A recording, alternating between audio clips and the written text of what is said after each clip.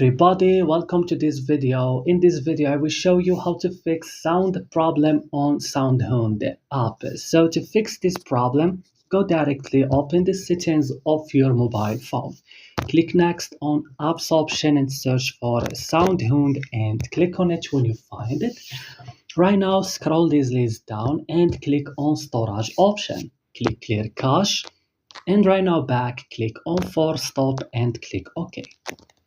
Go guys to Play Store or App Store and update SoundHound. Restart after this your device and that's it. If you find this video useful, don't forget to like and subscribe. And